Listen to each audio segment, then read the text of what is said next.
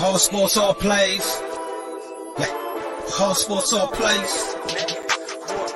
All sports, all plays. 365, we making a plays. You talking the game, get you through the days. We're high in the court, the dime in the lane. Variety topics, living the same. All presentation, sports information. Hitting the airways, taking the nation. All sport, all plays, like working your faces. Grace at the field, so tie the laces. All sports, all plays.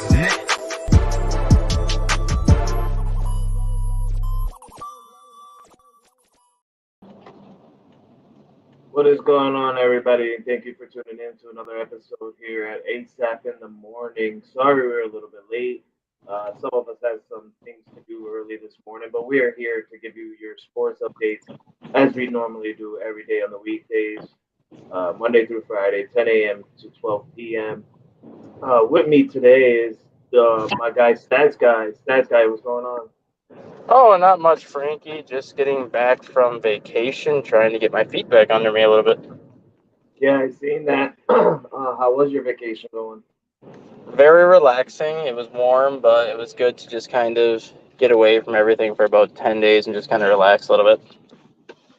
Yeah, I don't blame you on that. Everybody needs a vacation. You went on vacation. Jay McLovin went on vacation. I think it's time that I take a vacation as well. Everyone We're needs gonna their start. summer vacation. Where did you go for vacation? Actually just went to the Great Smokies in Tennessee. Oh, nice, nice. So we're gonna kick it off. Stats guy, have you been following the NBA Summer League? I always follow the NBA Summer League for whatever reason. I'm one of the few people that do, so. So tell me, as the Summer League has started, who has been catching your eye most of all? You know, from the rookies who's been drafted so far, uh, specifically the top three between Paolo, um, Jabari Smith, and Chet. Who is the most that is catching your eye right now in the Summer League? Well, the one that's been catching my eye the most is the one that I felt should have been going number one from the beginning, and that's Banchero. He's pretty much looked as good as advertised. He went one-on-one with Jabari Smith in Orlando's first summer game of the year and pretty much owned Jabari Smith. Chet Holmgren's had some good moments. He's had some not so good moments as in terms of getting in foul trouble. And that's kind of one of the things that I felt was going to be kind of the biggest bugaboo on Chet Holmgren this year, especially considering how he's only 195 pounds and he's going to have to add like the 20 to 25 pounds of muscle. I figured that offensively, Chet Holmgren was going to have the potential to have a good year offensively, but his lack of size was going to get him in foul trouble. And if that's the case, what you can get in terms of offensive production is going to be limited.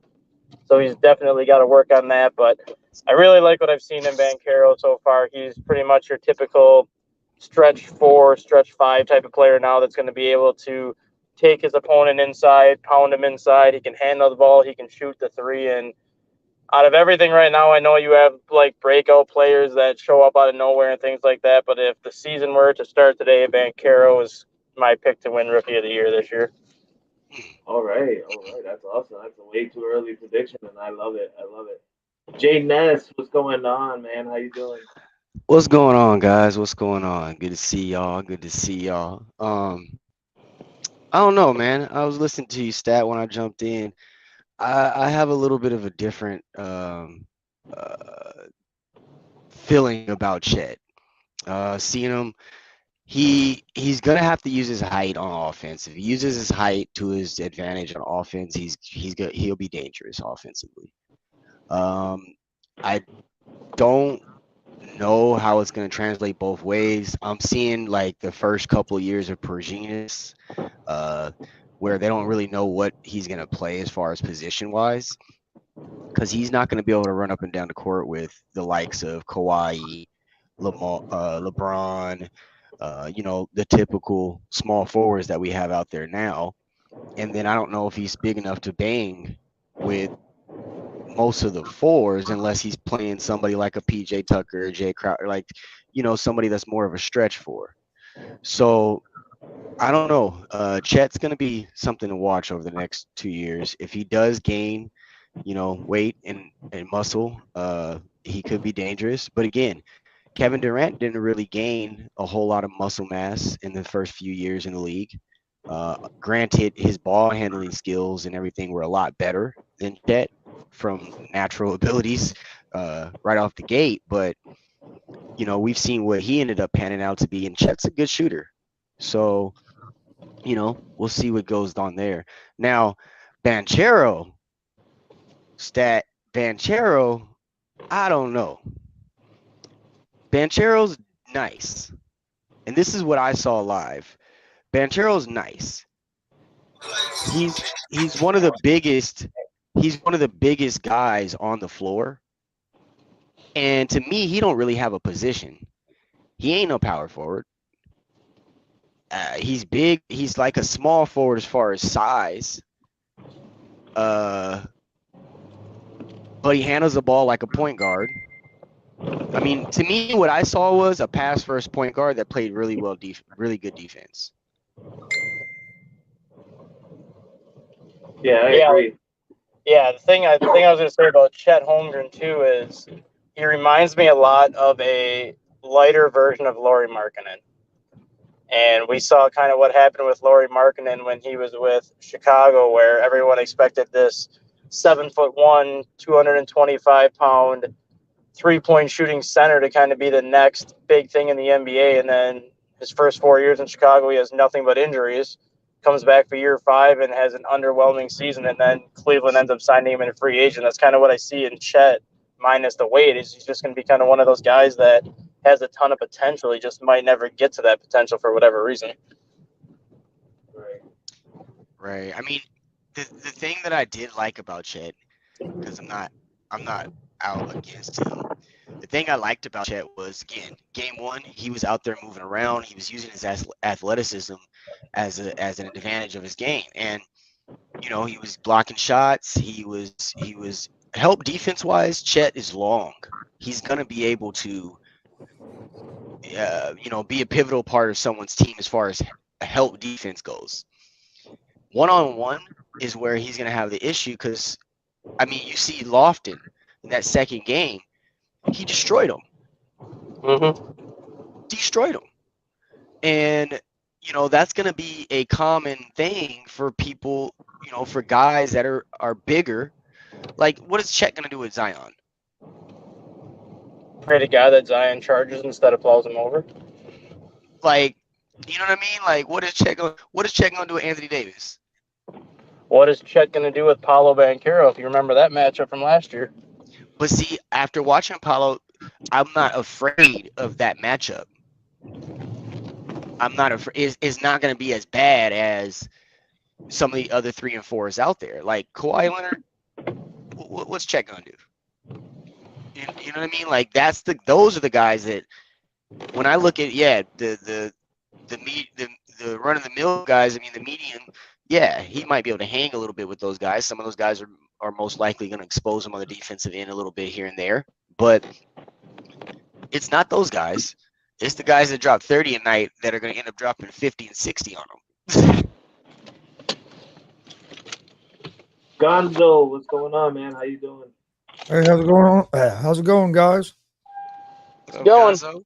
But No, I'm a little upset, Grons. I'm gonna be real with you. I'm being a little upset. I mean, we started off the weekend, baseball status against the Red Sox, and we started off hot, but we ended up, losing the last 2. And I'm not doing really good, Grons. I was hoping for a clean sweep, like your Cincinnati Reds did over the Tampa Bay Rays, which is a shocking move. We didn't get it, so I'm a little upset. yeah, Reds been on fire here the last about week and a half. Have 4 walk-off wins over the last week and a half, and like you said, swept the Rays. I was surprised the Yankees struggled a little bit over the weekend. Well, last night I was on another level. Like, my wife was getting pissed off at me last night. I was screaming at the TV like I was in the stadium. DJ LeMahieu making some stupid plays late in the innings. And it just upsetted me. And after that, Yankees doing errors. It just kept continuing on at the end of the game, and Boston just found ways to score. I just hope that the Yankees view the tape see what they did wrong and get their heads out their asses. But Chris, don't get too excited about your Reds because guess who's up next? You're next, baby, and you're coming to New York, and it's gonna be a tough test for you, my man. But how you doing, Chris? Have you been following the summer league? Oh yeah, I've been watching the summer league. What I was gonna say about Chet was, I think he's gonna be real good. The only thing that worries me is what Jay was just saying about on the defensive end. I think he's gonna be a big liability on the defensive end, unless he can. He's gonna have to put on maybe 15, 20 pounds of muscle, and then maybe he might be able to play better defense. But until then, I think he's gonna be a big liability. On the offensive end, has looked real good in the summer league, but they can bully him down low on the defensive end. Yeah, Yeah, Chet does yeah. need a grab muscle. And I don't know if it's just muscle either. I don't. He plays tall as well, and because he doesn't have that muscle mass, he's gonna have to lower his center of gravity on defense because they're gonna push him around. So I don't know, man. It's gonna definitely be something interesting to see how he develops, how the coaches attack his development and what areas they're gonna focus on. Now, Jay, for the viewers watching, they probably don't know, but Jay Ness was actually there in Vegas live watching the summer league game. Uh, Jay, what was the experience watching these rookies come in and show what they got before coming into the NBA? I really think the NBA has done a really good job over the last couple of years in highlighting the talent that the league is having to offer in these 1 and 2, 3 year players. You get to see uh, guys that were on teams last year that didn't get a lot of burn come out here and match up against this year's cream of the crop. We're talking about Banchero. We're talking about Chet. We're talking about Ivy, who had a scare coming down on his ankle. But you know, getting to watch these guys run with these guys that are highly sought after is really good to see. I got to see Ron Harper Jr. out there, Scottie Pippen Jr. You got Shaq. You got all these former greats, and their sons are coming up now into the league too. So getting to see them run around out there and do their thing is it's really good to see. And the crowd, the way it's set up, you got the Cox Pavilion, and then you got the Thomas and Mack Center on the same piece of land. So you're jumping back and forth between the two stadiums to see the different games, and the crowd is great. It's right on the court, so they get that excitement, that NBA excitement right off the bat. I don't know if you guys seen, but James Wiseman is back. He's playing in the summer league as well, and he looks pretty good. He did really well yesterday for the Warriors, beating the Spurs, and he didn't play that much, but he looked like the Wiseman that was before. And it's a little scary, guys, because Golden State just won the world title, and now getting Wiseman back and being more of a threat in the NBA, the Warriors look scary coming into next year. Definitely Wiseman. And you know uh, we spent a lot of time over the off season talking about DeAndre Ayton, with his status, where he's going to go, where he's going to land, and if he's actually worth a max contract. Then you got a guy like Wiseman that's out here that was injured. People forgot about him, but there's not many centers out there that have it on both sides of the court, and Wiseman has it, man. And these are the reasons why you don't give max contracts to guys like DeAndre. They're not showing that because this guy's about to take over.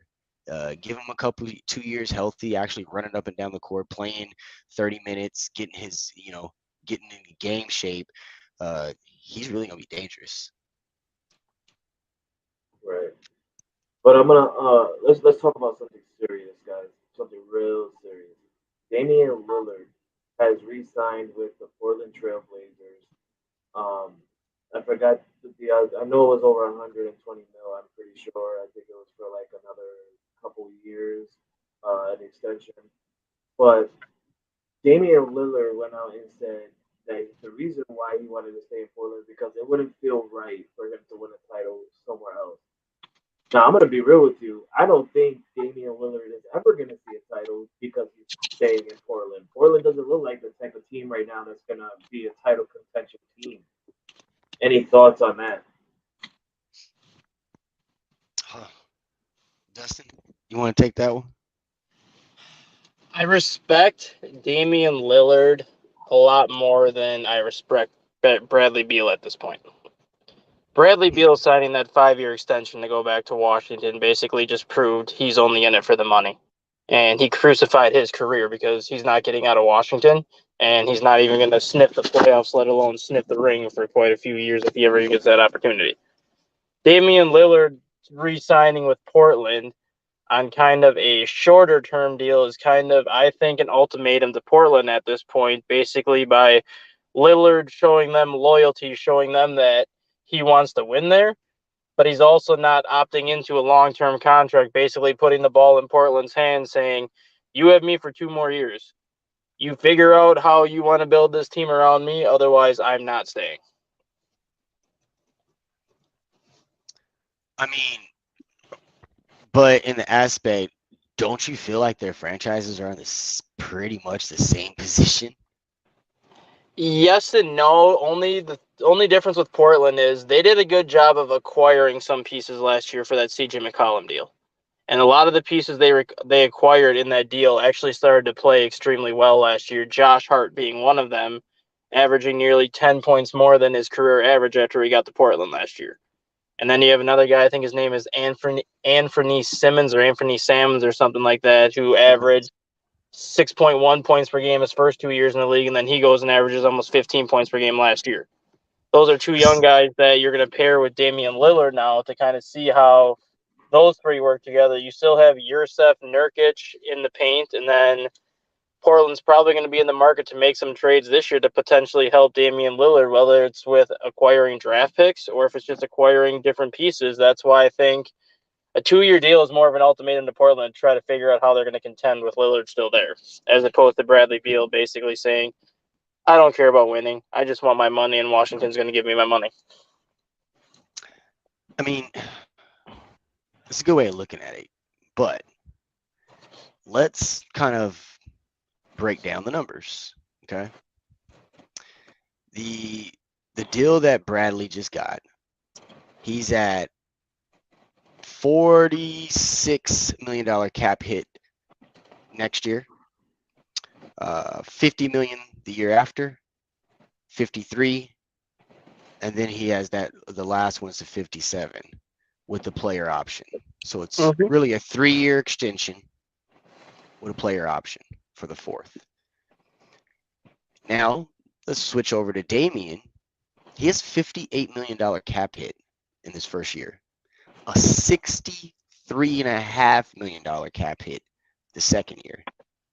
He did only get 2 years out of it, but we definitely can't say that he's leaving any money on the table. No, he's not leaving any money on the table, but I also think that Portland's a lot closer to contending than Washington. Oh, definitely. I mean, can we You're really sell it? Jay, they got Portland signed. Portland made the Western Conference Finals not that long ago. And you got to remember, Portland was without Damian Lillard most of the year last year. And yes, they traded away CJ McCollum last year just because, in my opinion, last year was a complete wash for Portland because they brought in a new head coach in Chauncey Billups. He had Damian Lillard for, I think, 21 or 22 games last year before Lillard got hurt. And in those 22 games, Portland was 12-10. So they were an above 500 team when Lillard was on the court. And then once he got hurt, everything kind of spiraled out of control. And they got to the point where we're not even going to bother to bring Lillard back. We're not in playoff contention anymore. Let's kind of cut ties with some of our losses now, restock, and see what we can do. Because when Lillard and McCollum were together, they were a consistent playoff team that was always finishing in that 3 to 6 seed range. And more often than not, they were making it out of that first round. So Portland still has a lot of those pieces left from those teams. Now they just kind of got to retool around the loss of McCollum and just build some more pieces around Lillard. What were you going to say, Frankie? I was going to say Portland just signed. I know it's not going to be any different maker or a huge different maker, but it's kind of a different maker. Portland signed Gary Payton Jr. Yes, they from did. the Warriors, so that's a little bit of help for Damian Lillard when he comes back because Gary Payton could take over the number 2 while he takes over number 1. So I hear what you guys are saying. Now, Anthony Simmons had been there for a minute. He wasn't getting any burn because he's sitting behind CJ and Dame. So you got Anthony Simmons, you just gave at least $100 million to. You bring in Gary Payton Jr. You got Josh Hart. And then now you got, and then of course Lillard comes back. So your guard positions are kind of nice. You still got Nurkic. You signed Jeremiah Grant. You got Keon Johnson. And then you got Justin Winslow. If he can come back to his old form before injury, Justin Winslow is kind of nice there too. Remember, they do have Joe Ingles. Mm-hmm. So, I mean, yeah, they did get, as a unit, I think you're right. They got better. But let's not remember. They're also the front runner right now to land Mitchell Robinson. I think Mitch got re-signed, or unless they're trying to trade Mitch. Mitch is re-signed. Did he resign? Yeah, I think Mitch re-signed. Okay, because they were the favorites to land Mitchell Robinson in free agency to add him to that mix too. Yeah, I think he already got re-signed because I know the Suns were looking at it too.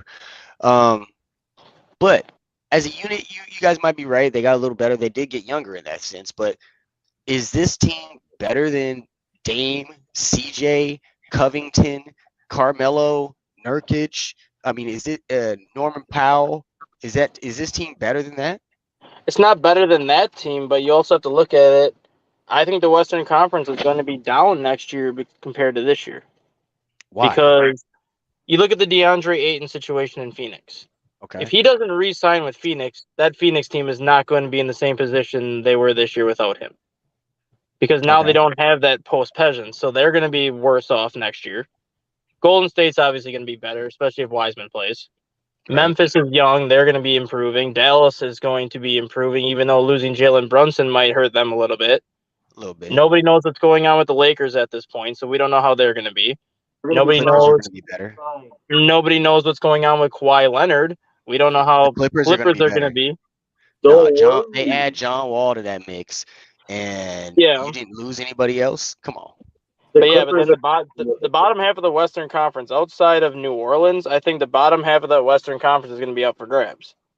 And Portland's going to be right in that mix just because they still have, outside of CJ McCollum, they still have a lot of those pieces left from when Terry Stotts was taking them to the playoffs pretty much on a yearly basis. I mean, in a sense. They could do, in my opinion, they could do what the New Orleans Pelicans did this year. They get in as the 8th or the 9th seed in the play-in, and then make a run in that first round and barely lose to the 1 seed, and then kind of put themselves in a position to take off next year. But I mean, let's be honest. The only teams out of the mix, you got the Jazz, who I do not think will finish in the top 6 this year. I don't think the Jazz finish in the top 10. Yeah, I think they could fall out. The Spurs, obviously, they're tanking. They're going to fall out. So there's 2 spots. Yep. You got the Pelicans, the Clippers, the Timberwolves, the Nuggets, the Mavericks, the Warriors, the Grizzlies, the Suns. I think they'll all still be in the mix. I think the Timberwolves are going to fall off because I don't know if Karl Anthony Towns and Gobert can play together. I don't know if they can play together, but they ain't falling off. Anthony Edwards is not going. They're going to make the playoffs. They're going to at least make the play-in. At least. But outside of that, you got the Lakers, Kings, Blazers, Thunder, Rockets. I mean, they might make play-in, but I don't see them doing anything more than that. You better stop disrespecting my team. Bro. I think the Lakers make the play-in next year. I think the Lakers replace the Jazz, and I think the Blazers get in as the other play-in team. And Frankie, I wasn't even talking about the Lakers. I was talking about the Blazers. No. You both are saying the Lakers are going to make the play-ins. No, we're going to make the playoffs, damn it. We're making the playoffs. I wasn't even putting anything in order. I'm just saying to make that top 10 Period. Oh, who's gonna fit in that last spot? Right. Blazers are going to who's get. gonna I think the fill in? Blazers get in the top 10 regardless next year. It's just a matter of. I don't think they get in the top 6. They might not even get in the top 7, but I think they do get in that top 10. And once they get in that top 10, if they can get out of that play-in round and just make that first round of the Western Conference playoffs, that's going to be considered a win, especially when you look at the position they were in this year. And now you have I mean, Damian Lillard sitting there saying, well, yes, we're missing McCollum, but we just made the playoffs with the newly improved roster that we have. Let's see what we can do now. yeah. The Jeremy Grant pickup is going to be more beneficial than people realize. Anything. Right. Because that is But- the one position that Portland really never had when Damian Lillard and McCollum were together. They never had that small forward / power forward that could take over a game. And granted, Grant is inconsistent, but he's still a guy that's going to give them 18 to 20 points at that position. So then let's switch gears for a second. Let's switch gears. Chris, Frankie, so we just broke down Portland. And because we were kind of stemming off the Bradley Beal, Damian Lillard thing. So now I'm gonna swing it over to Washington, and break down this roster. And you tell me on that perspective, do you think they hit the top 10 of the East and they can make a play in at least? You got Denny Avdija, I always murder his name. Will Barton, got Bradley Beal. You got Daniel Gafford, who came on really strong last year. He's always been solid, but he came on really strong last year. You got Vernon Carey. You got Rui Hachimura, which he's going to come back after that injury last year. You got Kuzma. Got Monty Morris. You got Porzingis. You got Thomas. I mean, this is not a bad squad either. Do you think that they go further? I forgot about Isaiah Todd. And they got Todd, yeah. They just picked him up. So, I mean, do you see them going further than what we just read off in Portland? Seeing that they're in the West? I don't, because I think the East is a deeper conference. And you look at a lot of the teams that made the playoffs this year and kind of the position they're going to be in next year. Look at the Chicago Bulls, for example. They were a 6 seed. They were a 6 seed last year after missing how many games with how many key pieces. They got those key pieces back this year, so you would think that they would be better. Boston's going to have basically their entire roster back. The Bucks pretty much have. You're in the top 6. Let's talk about this bottom 7. The bottom 5, basically. So you got 7 through 12 that you're really looking at. Or I'll even include Indiana in that mix because they had a bad run last year with injuries. And Chris, you can talk about that. You know what I mean? So you got Brooklyn, Atlanta. You got Brooklyn, Atlanta, Cleveland, and Charlotte. So those 4 are what filled out the bottom 10, right? Then you got the Knicks, the Wizards, and the Pacers.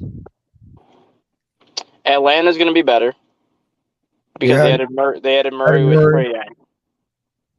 So Atlanta's going to be better. Brooklyn, I can't count out Brooklyn yet because we still don't know what's going to happen with Kevin Durant. We don't know if he's staying. We don't know if he's going. You have to remember, once the playoffs started last year, they were without Patty Mills and they were without Joe Harris in the playoffs last year. Their 2 best shooters. So both of them will be added back to that mix to kind of stretch the floor. So Brooklyn should be improved. I'm not saying they will be, but they should be on paper. Cleveland was a very young team last year that improved without Colin Sexton. Colin Sexton will be back in that mix to be paired with Darius Garland and the rest of that team. And then Charlotte made significant improvements last year, and now they brought back Steve Clifford, who was really the only coach to have success consistently in Charlotte when he was there. So those teams are all, in my opinion, going to be better next year than what they were this year. Okay. He's sleeping on the West, Jay. He's sleeping on us in the West. He really might be. Look, okay, Frankie. So I'm gonna put it over in your space for a second. So we're talking Washington. They finished 12. They finished basically 8 games back from Charlotte at 10.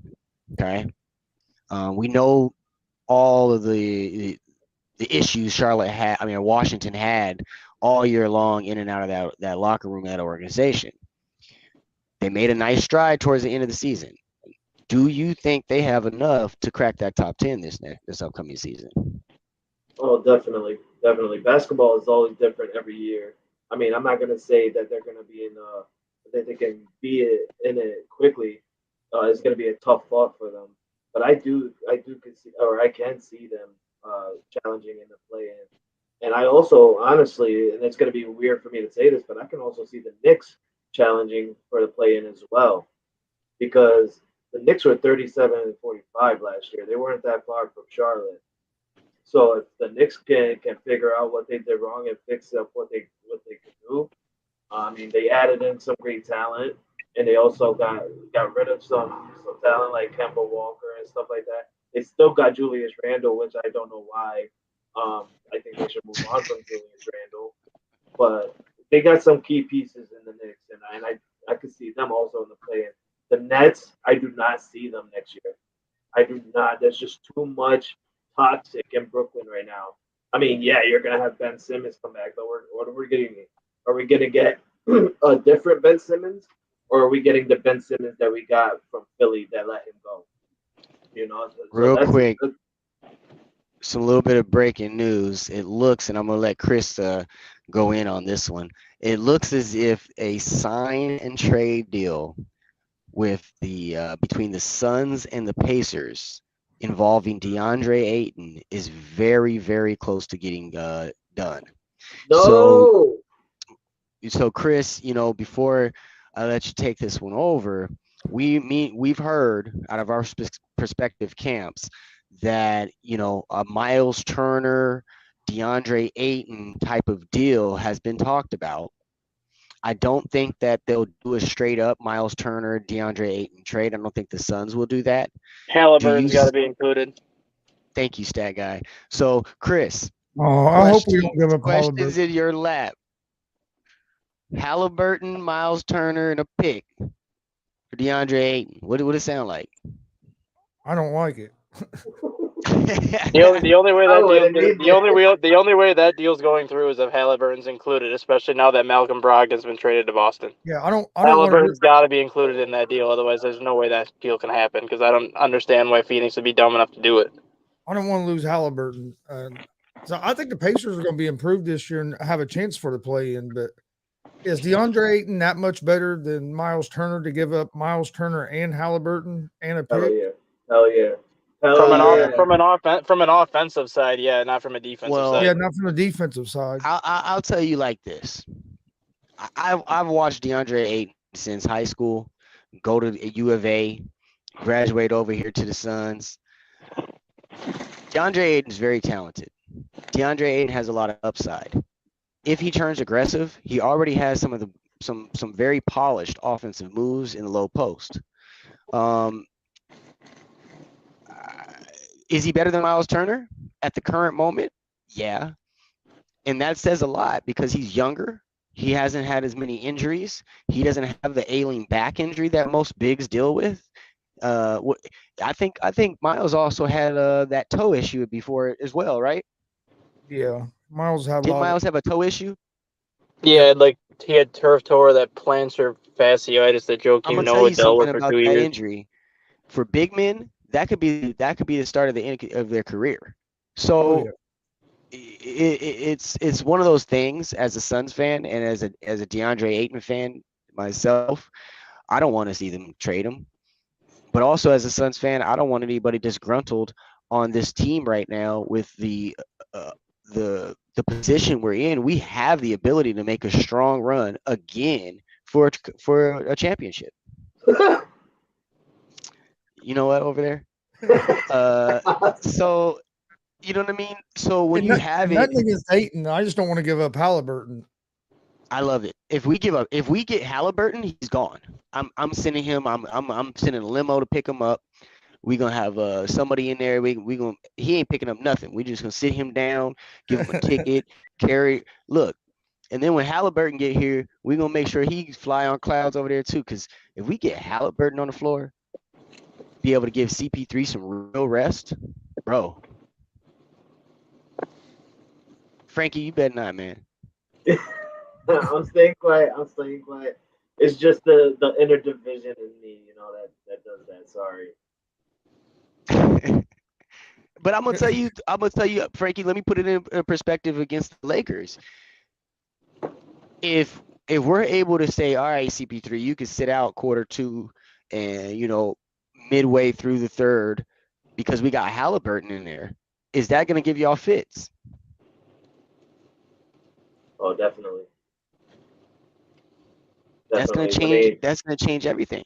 Because if you give CP3 that much rest time on the bench, he's coming in middle of the third, finishing the fourth strong. Like he's gonna be well rested, and it's gonna I don't know, it's gonna be crazy. I just want honestly, and I'm gonna say this real so that Mike Hughes, I know when he watches, I want him to hear this. I'm one of those Laker fans that never trash talk Kyrie Irving. All right, I never did it. Every time we talked about Kyrie, I kept my mouth shut. I never wrote in a message. I'm like, no, I like Kyrie, and I want the Lakers to land Kyrie. I would rather have Kyrie on the front rather than Russell Westbrook. I would rather have Russell Westbrook be on the bench and just be on from there. Hopefully that happens. But with the well rested LeBron James, who, by the way, what billionaire will eat peanuts, or not even just peanuts, like just regular nuts off a Ziploc bag at the summer league? Like, he's a great billionaire. What better way to save your money? So I don't we'll know. get I a. don't even know how he got that in. He got a secret portal. So They checked my draws. They took me. Yeah, they checked you out going up in there. You know what I mean? I don't know how you got that one in there. that's what happens when you're LeBron. Right. But we got a healthy LeBron, well rested, didn't get to the playoffs, so he had a long, well rested break. Coming off an injury late in the last season. Also, AD looking good playing on the court, but that's on the court practicing without defense on your face. I want to see with defense in your face because it's different when you got defense on you. So we got a healthy AD coming back. Hopefully he can stay like that. Hopefully he can stay healthy. And maybe we can make a good run. I'm not gonna say we're gonna make a run to a championship. I have been saying that a lot on a lot of podcasts. I've been writing up like Lakers 2023 champions, but Y'all who should else hear him in the Lakers chat, is y'all. just gonna You have hear him in the Westbrook. background. who else wouldn't say that for their team? But I do expect the Lakers to be in the playoffs next year, honestly, and make a strong push, a strong run. And no, I expect that too. And you're not being truthful if you don't expect them to make a change. And that organization sitting out of the playoffs with probably, in most eyes, the best player to ever play basketball, back-to-back years is not going to happen. With AD on the roster, Russ on the roster, LeBron on the roster, and whoever else you want to throw out there, it's not going to happen.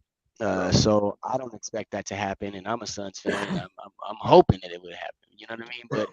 But expectations and reality, you got to kind of bring them together at some point, and that's not going to happen. So I'm going to bring a different twist to the conversation, guys, and I want to get your guys' perspective on this. You got a mega star in Kevin Durant, who has time and time again said he wants to play in Phoenix. He kind of ruled out most other teams without even actually saying it by saying, I want two superstars on the team after the trade. There's not many other teams that they can make the trade for Kevin Durant and still have two superstars on the team after the trade. Okay, so is this news a push to Brooklyn to say, hey, if you're going to get your disgruntled superstar out of there to the place that he wants to go to, you better make the move now? I think it may opens the door for a possible 3-team deal. Send Miles Turner to Brooklyn, send DeAndre Ayton to Indiana, and send Durant to Phoenix. Because remember, they were talking about that with Utah, and it got ruled out because of the spider hit situation. Yep. I think that opens the door for a 3-team deal where The only player that Phoenix would get in the deal is obviously Durant, but then you would have Miles Turner and Halliburton going to Brooklyn, Ayton going to Indiana, and then picks or something would end up going to Indiana and Brooklyn. And I think Phoenix would end up just getting Durant, but it does open the door for the possibility of a three-team deal because then you would have Chris Paul, Devin Booker, and Kevin Durant as your big three in Phoenix. Now, I'm before I say I don't like it, it's hard to be okay with that because there are absolutely 0 centers left to be signed. Like absolutely Not necessarily. Who? Chicago wants to move on from Vucevic. You can get I Vucevic said for center. Oh, he you is- did. well, he's Oh, a- you said Chicago. My bad. I'm yeah. thinking. Chicago wants to move on from Vucevic. But You who can we get gonna trade for Vucevic. Vucevic?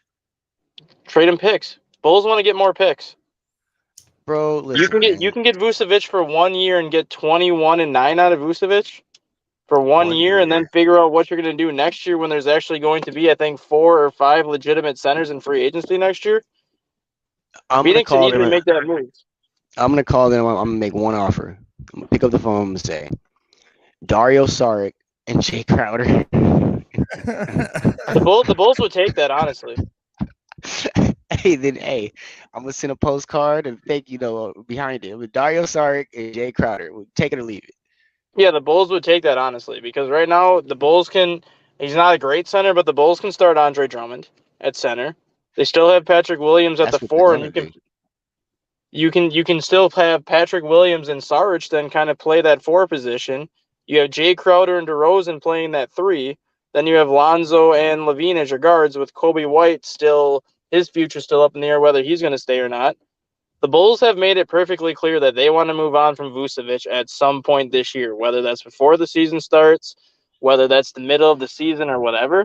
So if Durant ends up getting traded to Phoenix and Phoenix loses DeAndre Ayton, I'm not going to be surprised at all to see Vucevic land in Phoenix at some point. Right. Yeah. Frankie, you want to say anything before you cut out? Yeah. I just want to go out to say that the Yankees are best, as always. Oh man, I should have muted you. Yeah. You should have. We could lose the game, but it's okay. We're gonna come back. Chris, your Reds are up next, and I'm sorry to say, just it's not gonna happen. That's gonna be a fun. It's gonna be a fun series to watch. Not for you, for me, but it is gonna be fun. I mean, you're not gonna get an easy one in the Bronx, but stats guy, Chicago sucks. Yeah, good thing he left. But yeah, Jay, Phoenix. What I gotta say about them? But for those of you watching, thank you for tuning in. I don't know if Jay, you gotta go or I'm gonna hang on for a couple more moments. We're gonna right, let Chris take it away from here in a few. But yeah, Frankie, we'll catch up with you later. Forget the Yankee talk and the Laker talk. We're moving on from that. Trust me, Jay. Jay, trust me. Soon on ASAP, there will be a Yankee show. Trust me. Oh no, I can't wait for that. I like that. No, I'll but see you guys later, man. definitely. See you soon, bro. All right, see you later, Frankie. Yeah, no, but no, it would be definitely some craziness. I think from my perspective, we'll get a good understanding of it because you got the Indiana side. You wear the Indiana cap. I wear the Suns cap a lot, and I don't know if that really does a lot for our team in a sense. I don't know if I really would trust Turner as my solo center. And then I love the Halliburton part. Turner's great defensively, when he's healthy, but it's him staying healthy. And then but he's not near as good as Ayton on the offensive end. Not even close. And then the other thing is, Chris, we can't pretend Chris Paul's injury prone. Yep. So now I got CP3 and Turner as 2 pivotal pieces of my situation and they're both injury prone like that, that's Because Pacers were going to trade Turner last year around the trade deadline, but he got hurt, and then they couldn't. Yeah. His name's been in the trading block for about 3 or 4 seasons. It seems like every year that they're talking He about gets trading hurt right him. around the time. He's like, they're about to trade me, man. I got to go down to injury. I don't like it because of Halliburton. I think Halliburton's a young player that can really help us, and with the pieces we have, I think the Pacers could be competitive and maybe make the play in this year. But Right. you already got rid of Brogdon, you're gonna get rid of Halliburton. Who's gonna be your guards? You don't have none. They ain't had guards since Reggie and Travis. Yep. Reggie, Travis, Mark Jackson. Since then, they had no guard. Yeah, that was a good team. That was when the Pacers were killing things, for real. Yeah, I mean, I don't know, man. I hope something works out. So I want to pivot question to you. Let's talk about last week. Big news was Baker Mayfield getting traded to Carolina. What is that? Picks number 1 and 3 or 1 and 4 in the same draft now are playing on the same team. And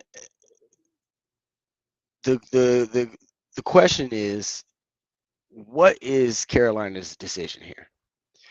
Do they have it as a QB battle, a competition in training camp? Or do they, because we already know Baker has self-esteem issues. He has self-confidence issues on the field. When he's rolling, the team's rolling. When he's not, teammate.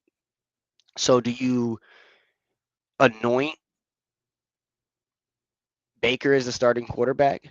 Try to instill some confidence in him, maybe, and see what happens? I don't know. I think from what I've heard, I think they're going to do an open competition, and like you said, that could backfire on them with both these guys. I don't think both these guys have confidence issues. I mean, we've seen Sam Darnold say he's seeing ghosts. I mean, so they both have some confidence issues. I think Baker's better than Darnold, so I think Baker will end up being the starter. Naturally, is. So if I was Carolina, I might do what you said. Go ahead and say, hey, you're going to be my starter. Try to show some confidence in him, maybe help build him up a little bit.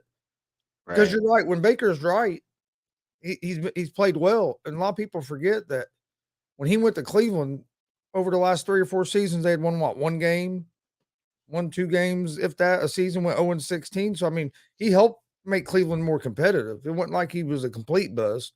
Yeah, he didn't live up to the number 1 pick hype. But he did help Cleveland at least start winning some games, made the playoffs. Hi, Damian. He had a lot of different coaches. You remember, I mean, if you think about it, he never had the same offensive coordinator and coach every year. They kept changing them all out. This was going to be the first time he was going to have Stefanski, and then they decided to go get Deshaun Watson. They said, you're out of here. Nah. And I mean, it's crazy too. They went and got Deshaun. And I already knew something was going on when they signed Jacoby. And they gave him up for peanuts, a 5th round pick. I mean, and he had to take a pay cut. Yeah, and he had to take a pay cut. They're going to be paying him less than $5 million. The worst part, he took a pay cut. The team that got him is paying him chump change. The team that sent him away is paying his whole contract. Like, take this, take it. Yeah, Brown's still paying him $10 million. Panthers, I think it's $4.8 million. He took like a $3.5 million pay cut. It's like, no, I think it's opposite. He took like a $5 million pay cut, and the Panthers are paying him like $3 million. Okay, all right. Yeah, he took a pay cut more than what the Panthers are paying him. So what does that do for your confidence? It's basically a no lose situation, because even if he don't work out, you didn't really give up hardly anything for him. Nah, not really. And it might give you a season if you really believe in Corral. It gives you a season to try to get him ready for next year. If that's the guy you really believe is going to be your next quarterback, and I think that's what this is. It's a bridge. Yep. And they might even use 2 quarterbacks. Be like, oh, Baker, sit down. You got a little hyper. Sit down. We're gonna go to Mr. Old Faithful, because that's what Sam kind of turned into. He ain't gonna make big mistakes. He ain't gonna win the game for you. Definitely ain't gonna win the game for you, but he ain't gonna lose it for you neither. Well, they got off to a good start. Didn't they win like 4 of their first 5 games or something last season? Got off to a good start, and then the injuries and stuff, and That, went and they downhill. told Sam to start throwing 20 times a game because they didn't want to use Christian like that. So, Yeah. I mean, I think he ended up getting injured again too. So, Yep. yeah, It's gonna be the yeah, key for them is if McCaffrey can stay healthy. Because if you're gonna have even with Baker or Darnold, either one of them, they need a run game yeah. to be 'Cause you can't be for me to throwing. be successful. If either one of them are throwing 40 times a game, you're in trouble. So real quick, because Damien's hitting the comments. If you've ever watched the ASAP, especially ASAP in the morning, DH, he's the designated hitter on the comment feed. But Damien comes with a heater. He said, "Question: Why in the hell would anyone want Kyrie on their team? Yeah, I get he could shoot 20 something points a game, but the man can't play for a full season and don't have the love for basketball anymore." So from the last part, don't have the love for basketball anymore. I beg to differ. As much heat, as much stress, as much hate has been thrown this man's way. If he didn't love basketball, I don't think he would have been suiting up this year to play. There's no way if you don't love basketball, you gonna take all that and still come out and play. I think that is a little bit far. How many other guys are coming out scoring 20 points a game, no matter what, every night? First of all, not many. Not many consistently scoring 20 points a game every single night, no matter who's guarding them, no matter the light, no matter the stage of the game. Kyrie's a baller, man. I'd want him on my team. I know a lot of people give the man hate, but I want him on my team. He's gonna give you 20 and 6, 20 and 5. He's gonna play solid defense. He's gonna run up and down the court, both sides of the ball. Kyrie's a stand-up guy to me. With Kyrie, I wouldn't say they don't love the game of basketball anymore. For one, your point's a great point. He wouldn't have it would have been easy for him just not to play at all last season if he. I just don't think basketball's been his number one priority all the time. But right.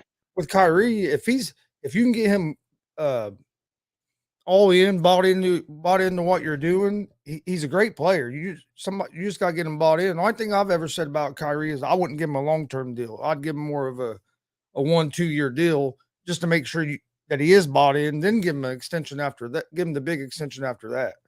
But he, like you said, he plays deep. He plays hard when he's on the court. He plays hard, and he's one of the better guards in the league. So I wouldn't say he don't love basketball anymore. I just think sometimes basketball isn't his number one priority. Right. Especially, I mean, with everything that happened over the last 3 years in the world, the times that we went through the last 3 years, I think that people got lost in the sauce and not understanding what, what he was after. You know what I mean? So, next question from the designated hitter. Funny how Watson can get a job with this situation and Cap can't get a call other than a Raider.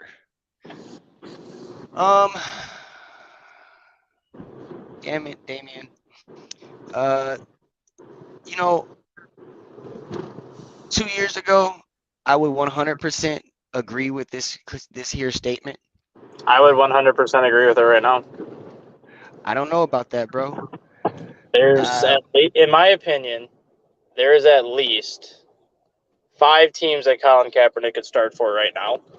And if you look at a lot of the backup quarterbacks in the NFL right now, Colin Kaepernick's better than probably 20 to 30 backup quarterbacks. The thing is, it's hard to say he's better than him because we haven't seen Kaepernick on the field in about 5-6 years. You don't need to. You honestly think that Colin Kaepernick is not better than Sean Mannion?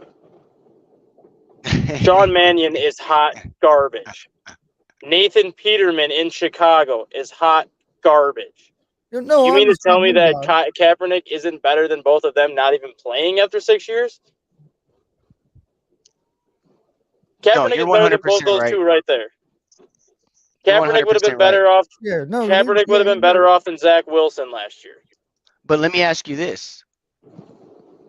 I was all for everything that you're saying with Cap until this not this Raiders thing, but the one before where he was having the workout, they were saying, and it ended up being a media show.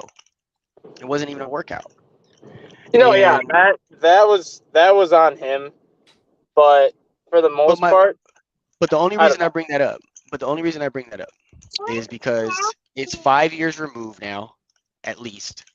And then you do get another chance at the stage, and you do that. Now, if we can get him in a training camp and not one of these weird workouts, then we can move back to saying, hey, he showed what he can do. Give him at least a backup role, because at the Yeah, very see, least, and that's the biggest problem I have is how hasn't one team brought him in for a training camp workout?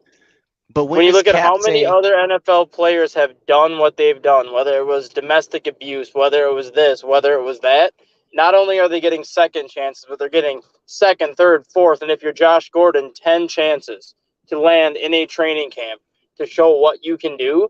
And because Colin Kaepernick did something that wasn't even against NFL it's not policy even at the about what he time. did anymore. It's more than that now. It's the statements, not Yeah. verbally, but it's the statements against the league and what they're quote unquote fighting against versus what Colin was. It's a lot of political BS. Which is why I have the biggest issue with it, because the NFL has made it political. But If when does Colin? you get him into a training camp and then he shows that he can't play, okay, that's one thing. But you can't just like blackball the guy for 5 going on 6 years now because what he did got turned into a political issue, knowing that he was a starting quarterback in the NFL, knowing that he took a team to the Super Bowl in just his second year as a starter, and then So let everything me ask happened you the way this it though: happened. when does Colin say, "Forget playing, let me start coaching these young guys"? When does Colin say, "Let me give back and let me change what I have available to offer"? Because he has the platform, he does still have the following, and I think that might even be bigger of a contribution to the game than what he's trying to get back. I think that happens when he is given the chance at a training camp.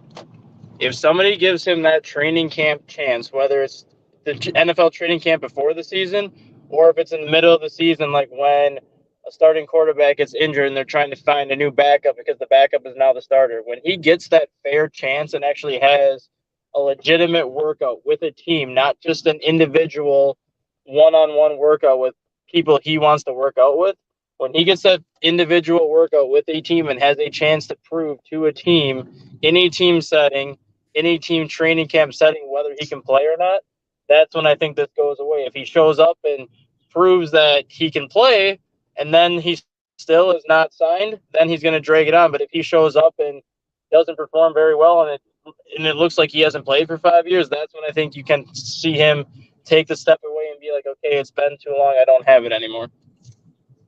Yeah. Well, guys, I'm gonna have to get going here. I'm gonna hand the show off to you and Chris. But before I go, behind me here, July 27th, guys, don't miss. Freddie, we got an exclusive interview set up with Colin Fight Hey Jay, out of Texas. Yes. I gotta go too. Okay. Colin Fight out of Texas. And he is down to his last 3 picks here. It's out of ASU, UTSA, and then those Beavers down there. So it's definitely going to be a good one. We have him and his coach Whitney Killing on. We'll be talking about his playing years in high school, and what he's looking forward to with his big decision, which I think is going to be on the 30th, his actual decision. So definitely a good show to see. But if not, Chris, you want to close them out? Yeah, we can close it out. All right. Stat, anything you want to say before we leave? Nope. We are pretty much just on the verge of NFL training camp, and there are 10 of the NFL's 101 free agents still left unsigned. But it does look like Chris Harris, cornerback for the Chargers the last few years, is on the verge of returning to Denver. on a He one-year needs to deal. come to AZ with all the And freaking issues then that we just had. one of the linebackers that was with Kansas City, now I forgot his name. He played with Dallas too for 4 years. Anthony Hitchens. Anthony Hitchens. Hitchens looks like he might be on the verge of signing a 3-year deal with Chicago. I like Hitchens. I don't know why he's still out there. Chris either wasn't him either. I don't know why he's still out there either. He need to... Arizona, we need a cornerback. Chris? Is Kyler Murray going to sign an extension in Arizona? Yeah. Kyler Murray is not going to sign an extension to Arizona. He's going to finish his contract and then he's going to sign a 5-year deal with the Oakland Athletics and go play baseball. That's what I think too. I've been saying that since he got drafted though, as well. Because if you remember, Jay, you probably know this too. Oakland still has the draft rights to Kyler Murray. So if he does decide to opt out of football and go to baseball, he has to go to Oakland because they still have the draft rights on him. First of all, Oakland needs some batting and some help in the defensive end of the field before he decides that. And if Kyler Murray leaves Arizona and goes and plays for Oakland, if he leave Arizona and go play baseball, period, man, there's gonna be some hell to pay. No, because you're gonna get Baker Mayfield. Bro, don't play me like that. Come on. He's gonna have a good year in Carolina this year. No. He's gonna hit free agency, and then Cliff Kingsbury is gonna get the man that he tried to get in college 4 years ago, Baker Mayfield. Don't play me like that. Hey, my son will be mad. My son's a big Arizona Cardinals fan. He'd be pissed if they get Baker. Yeah, me and your son will be crying together. Don't do me like that, man. That is a nightmare. I'm gonna have bad dreams all week. You better call Cliff Kingsbury then, because that's the one guy that Cliff Kingsbury's been trying to get since he was the coach at Texas Tech, and that's why Mayfield's name has been surrounded by Arizona the last year, because that's Kingsbury's top target if Murray does not come back. You're hurting my feelings. I couldn't even imagine waking up to Baker Mayfield as my starting quarterback full time. Like, that don't even sound right. Well, I mean, he would be throwing to DeAndre Hopkins, Rondale Moore, Marquise Hollywood Brown, and possibly A.J. Green, so he's going to have more weapons to throw to than he had in Cleveland. Bro, I don't care if somehow Randy Moss, Jerry Rice, Larry Fitzgerald, and Anquan Bolden fielded the field. I don't care who was on the receiving core.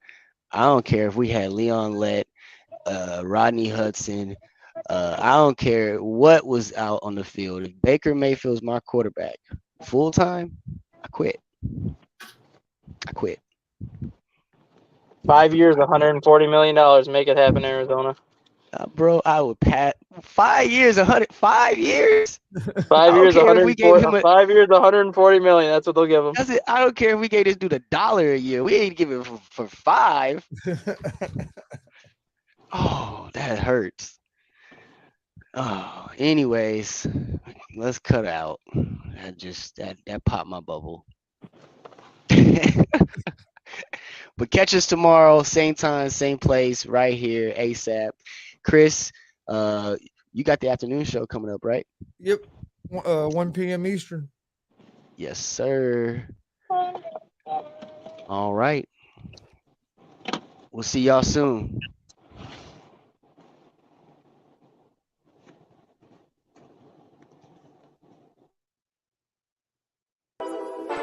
Whole sports all plays. Yeah. Whole sports all plays. Whole sports all plays.